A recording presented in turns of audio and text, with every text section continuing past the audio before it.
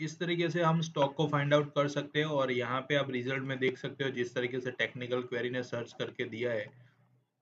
तो इसी तरीके से हम टेक्निकल क्वेरी पे काम कर सकते हैं और अलग अलग कंडीशन के अकॉर्डिंगली हम इस तरीके से रिजल्ट को फॉलो कर सकते हैं जिसमें मैंने सिंपल लॉजिक डाल के ये चीज़ को अप्लाई किया हुआ है। Hello friends, welcome to our YouTube channel. आज हम देखने वाले हैं टेक्निकल क्वेरी कैसे बनाते हैं। स्पाइडर के अंदर एक यूनिक फंक्शन है जो टेक्निकल क्वेरी के लिए दिया हुआ है, जिसके थ्रू हम अलग अलग स्कैनर पे काम कर सकते हैं, अलग अलग स्कैनर बना सकते हैं। मार्केट के अंदर चल रहे स्टॉक और उसके बेस पे मूवमेंट, प्राइस एक्शन और इंडिकेटर के थ्रू, लाइक वॉल्यूम के थ्रू, तो अलग अलग चीजें जो फिल्टर करने की आदत है। मार्केट में मल्टीपल स्टॉक है, बट कौन से स्टॉक पे हमें काम करना है, किस टाइम पे कौन सी कंडीशन अप्लाई करनी है, वो सम टाइम का कंफ्यूजन रहता है। तो हमारे पास जो टेक्निकल क्वेरी का ऑप्शन है, टेक्निकल क्वेरी के थ्रू हम इजीली स्टॉक को फाइंड आउट कर सकते हैं। जैसे कि आज मैं एक एग्जांपल में एवरेज का एक सेटअप आपको दिखाने वाला हूँ कि उस एवरेज के बेस पे हम किस तरीके से फिल्टर आउट कर सकते हैं कौन से स्टॉक आज फिल्टर आउट हुए हैं और उसका रिजल्ट क्या आया हुआ, उसके बैक टेस्टिंग कैसे कर सकते हैं, उसके बैक टेस्टिंग के बेस पे डेटा क्या निकल रहा है, वो सारी चीजें हम टेक्निकल क्वेरी के थ्रू देख सकते हैं। तो आज हम टेक्निकल क्वेरी में पार्ट वन में कैसे टेक्निकल क्वेरी बनती है और कौन से पैरामीटर हम ऐड करके किस तरीके से हम उसको देख सकते हैं और टेक्निकल क्वेरी में क्या सेटिंग कर सकते हैं जिससे हमें बेटर रिजल्ट मिल सकता है। तो फर्स्ट ऑफ ऑल मैं यहाँ पे डेली चार्ट के ऊपर एक सिंपल मूविंग एवरेज का यूज कर रहा हूँ, जिसको जिस तरीके से हम अलग अलग स्टॉक के अंदर फाइंड आउट करते हैं कि मेरे लिए अभी का ये ट्रेंड पॉजिटिव है या फिर नेगेटिव है। तो उसके लिए यहाँ पे मैं एक्सपोनेंशियल 200 की एवरेज का यूज कर रहा हूँ, जिससे मैं एक डेली के बेस पे आइडिया लगा सकता हूँ कि अभी का जो ट्रेंड है वो 200 की एवरेज के अकॉर्डिंगली पॉजिटिव बना है या फिर नेगेटिव बना हुआ है। तो ये मेरा फर्स्ट पैरामीटर रहेगा जिसके थ्रू पता चलेगा कि अभी का ट्रेंड हमें क्या बता रहा है। लाइक मैंने एवरेज को यहाँ पे ऐड कर दिया, तो आप देख सकते हो कि येलो कलर की जो एवरेज है उसी के साथ उसका यहाँ पे वैल्यू जनरेट हो गया है, नीचे हमें वॉल्यूम शो कर रहा है। अभी करंटली लाइक एवरेज से अबव चल रहा है स्टॉक, इसका मतलब क्या हुआ कि करंटली एवरेज के अकॉर्डिंगली वो पॉजिटिव जोन के अंदर चल रहा है। वो उसके बाद बात करते हैं उसके इंट्राडे चार्ट की।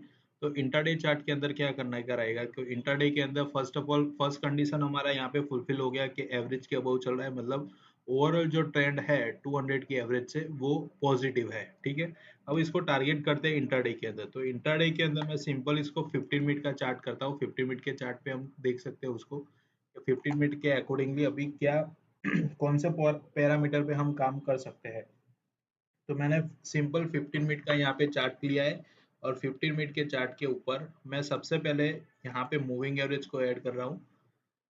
मेरे को 3 मूविंग एवरेज की रिक्वायरमेंट है, तो मेरे पास यहाँ पे स्टडी के अंदर एवरेज, शॉर्ट, मिड और लॉन्ग है। यहाँ पे मैं एक्सपोनेंशियल 5 ले लेता हूँ सबसे पहले, जो शॉर्ट एवरेज काउंट होगी। उसके बाद मिड एवरेज के अंदर 13 के ले लेता हूँ और उसके बाद लॉन्ग एवरेज जो मैक्सिमम सपोर्ट के लिए हम यूज करते हैं उसमें 21 का ले रहा हूँ। उसी के साथ यहाँ पे डिस्प्ले है, तो यहाँ पे बाय डिफॉल्ट जो है वो मैं रख रहा हूँ और इनपुट जो है वो बाय डिफॉल्ट क्लोजिंग रहेगा। इसको मैं सिंपल चार्ट के अंदर ऐड कर रहा हूँ। इसके साथ एक ऑक्सीलेटर को भी ले लेते हैं कि लाइक मेरे को कुछ एक सपोर्टिंग चाहिए जिससे मुझे ट्रेंड आइडेंटिफाई करने में इजी लगेगा और यहाँ पे जो स्टॉक है उसकी स्ट्रेंथ क्या दिखा रही है। तो उसके लिए सिंपल हम मैक्सिमम जो यूजफुल इंडिकेटर है वो है आरएसआई। तो आरएसआई को मैं यहाँ पे टिक कर रहा हूँ। इसके साथ इसके पैरामीटर में कुछ चेंजेस कर रहा हूँ।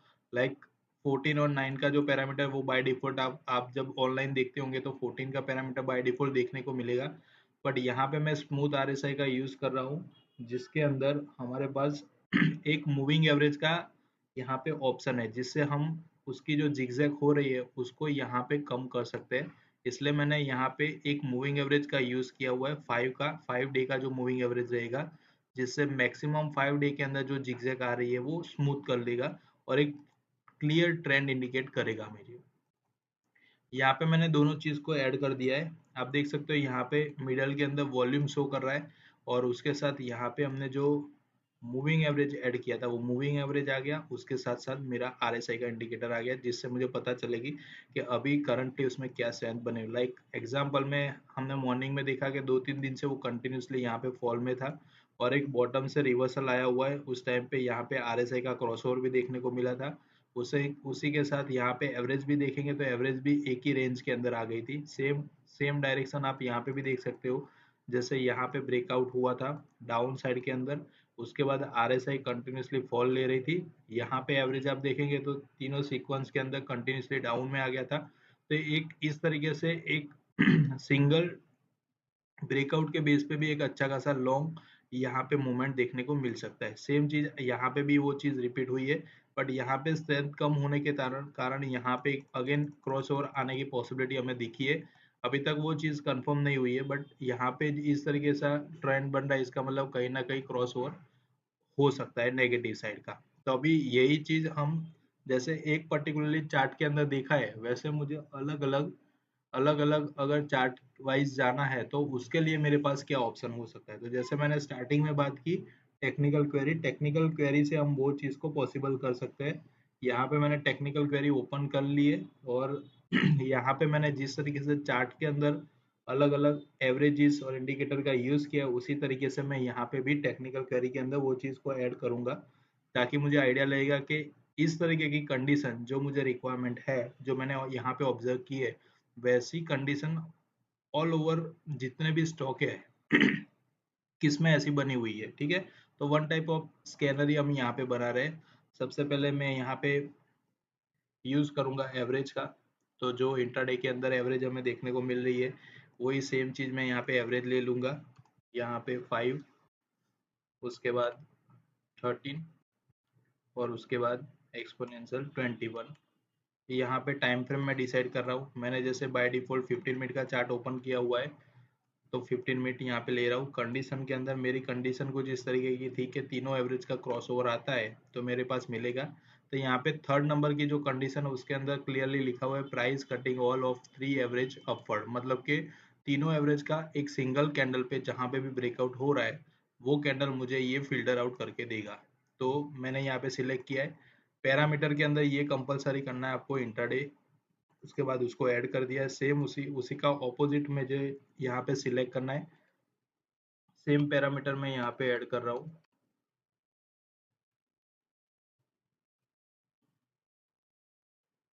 यहाँ पे अगेन मैं इसको इंट्राडे में सिलेक्ट कर रहा हूँ। ये ऑपोजिट कंडीशन मेरी बन जाएगी, price cutting all of 3 average down side. ठीक है, फर्स्ट कंडीशन में अप साइड हो गया, सेकंड में डाउन साइड हो गया। अब इसको थोड़ा सा सपोर्टिंग करने के लिए हमने नीचे आरएसआई का यूज किया हुआ है, जो स्मूथ आरएसआई है।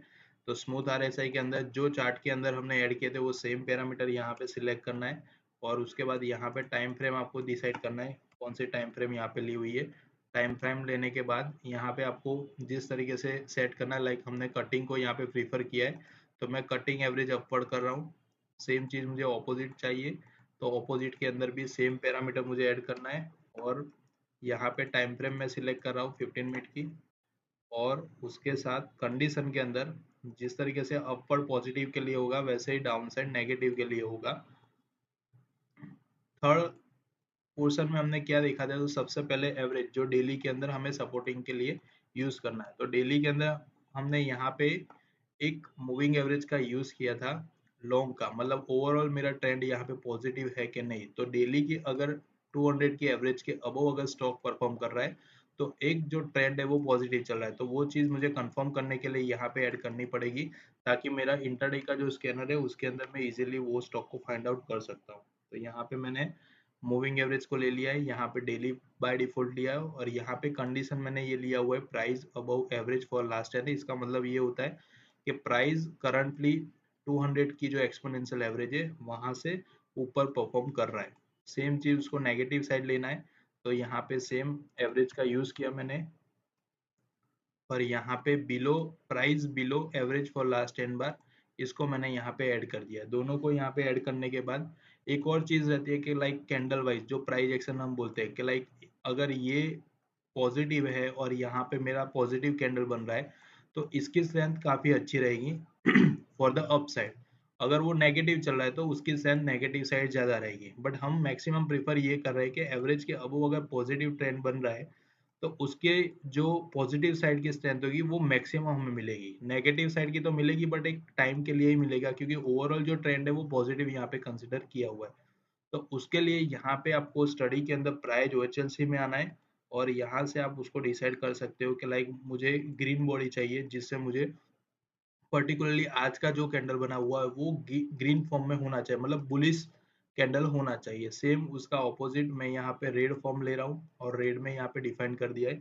अब ये जितनी भी कंडीशन हमने यहाँ पे लिखी है वो सारी कंडीशन को मेरे को यहाँ पे प्लॉट करना है।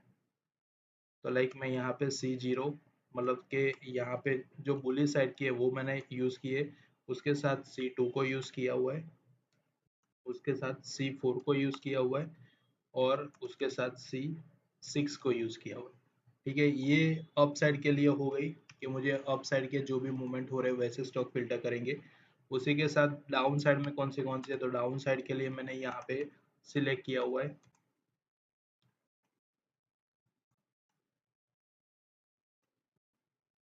7। ठीक है, ये सारी हो गई वो है डाउन साइड में। यहाँ पे एक और फंक्शन हमें यहाँ पे दिया हुआ है कलर का, जिससे हम सिलेक्ट कर सकते हैं, जिससे एक फिल्टर अच्छा खासा बन सकता है कि लाइक कलर सिलेक्शन आपने लिया हुआ है, तो जब भी स्कैनर का आप यूज करेंगे तो कलर से भी आप आइडेंटिफाई कर सकते हो कि लाइक ब्लू कलर में आ रहा है मतलब कि बुलिश साइड आ रहा है, रेड कलर में आ रहा है इसका मतलब कि बेरिश साइड आ रहा है। अब इसको हिस्टोरिकल रन करके अपने को सबसे पहले चेक करना है, लाइक हिस्टोरिकल मैंने यहाँ पे ग्रुप लिया हुआ है, आप चाहे तो यहाँ पे ग्रुप चेंज कर सकते हो, बट मैंने यहाँ पे बाय डिफॉल्ट निफ्टी 500 का सिलेक्ट किया हुआ है ताकि मैक्सिमम स्टॉक है वो कवर हो जाए।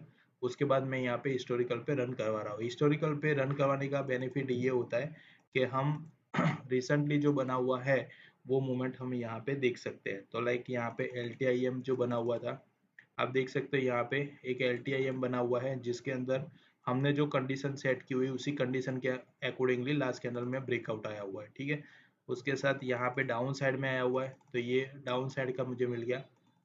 अगेन मेरे को अप साइड का आ गया, तो अप साइड का मिला हुआ है। अब जैसे ये एक एग्जांपल था कि इसके थ्रू आप अलग अलग स्टॉक को फिल्टर आउट कर सकते हो, जिस तरीके से यहाँ पे कंडीशन आप सेट करोगे उसी तरीके से आप स्कैनर को यूटिलाइज कर सकते हैं। ये एक टेक्निकल क्वेरी का एक एग्जांपल था कि टेक्निकल क्वेरी के अंदर आप अगर मूविंग एवरेज के बेस पे कुछ डेवलप करना चाहते हो, कुछ स्कैन करना चाहते हो, तो किस तरीके से कर सकते हो। तो ये बहुत सारे क्वेश्चन थे ऐसे कि टेक्निकल क्वेरी में हमें कुछ क्वेरी बनानी है तो किस तरीके से काम कर सकते हैं। तो ये उसका एक एग्जांपल है। जरूरी नहीं है कि इसी लॉजिक के साथ आप चले, बट ये एक लॉजिक बन गया कि जिसके बेस पे आपको एक आइडिया लग सकता है। और इसमें जो मैंने यूज किया हुआ है वो रेगुलर एवरेज है। इसके अलावा जो अलग अलग मार्केट के अंदर जो पॉपुलर एवरेजेस है या फिर आप जो यूज करते हो उसको यहाँ पे सेट करके आप अपनी तरीके से इस स्कैनर को मॉडिफाई कर सकते हो और यूज कर सकते हैं। तो आज का ये टेक्निकल क्वेरी के अंदर हमने मूविंग एवरेज की टेक्निकल क्वेरी कैसे बनाते हैं विद सपोर्टिंग RSI और प्राइस एक्शन, जैसे कि प्राइस और सेल्स मैंने यूज किया है। इसी तरीके से अलग अलग लॉजिक पे किस तरीके से क्वेरी बना सकते हैं वो हम नेक्स्ट वीडियो के अंदर देखेंगे। आज के लिए इतना रखते हैं। Thank you very much for joining us.